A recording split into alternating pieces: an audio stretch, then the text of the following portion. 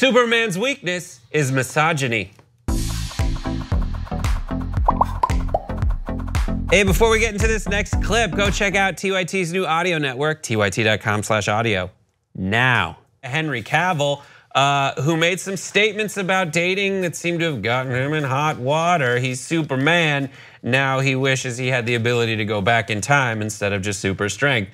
Here's what he said. There's something wonderful about a man chasing a woman. There's a traditional approach to that, which is nice. I think a woman should be wooed and chased, but maybe I'm old-fashioned for thinking that. He said this also. It's very difficult to do that if there are certain rules in place, because then it's like, well, I don't want to go up and talk to her because I'm going to be called a rapist or something. So you're like, forget it, I'm going to call an ex-girlfriend instead, and then just go back to a relationship which never really worked. But it's way safer than casting myself into the fires of hell because I'm someone in the public eye. And if I go and flirt with someone, then who knows what's going to happen.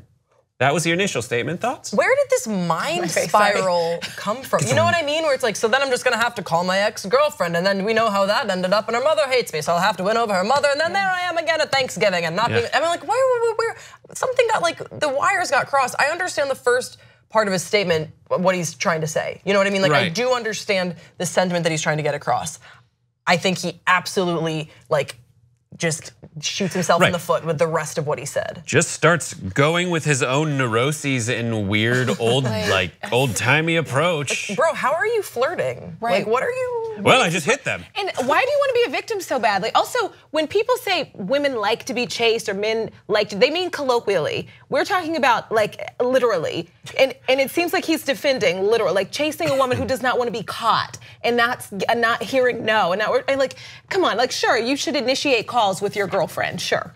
But that's not what we're talking about, okay? He may have been off the mark on this, but unfortunately, that's how some men feel nowadays. That if I approach a woman, because now you can't even ask a woman for like, what are you doing after work, or like, how was your lunch, without that possibly being some kind of harassment. And that's a real thing in some workplaces, mine outside of here. So he may have done this wrong, but that's in the zeitgeist of everyone that you have to be careful how you talk to people now. Here's his response. Having seen the reaction to an article in particular about my feelings on dating and the Me Too movement, I just want to apologize for any confusion and misunderstanding that this may have created. Y'all know I hate a half apology. Don't apologize for my feelings or my confusion as if I lack communication skills. Apologize because you said something whack, bro. Like, come on. Say, I'm sorry for saying weird things. That's it.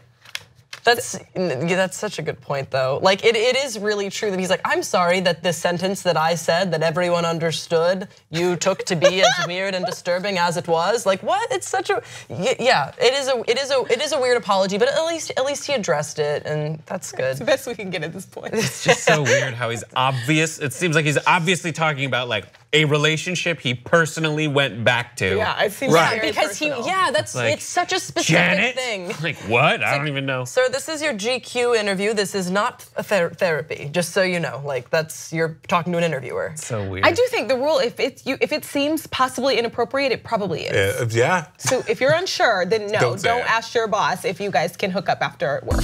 Yep.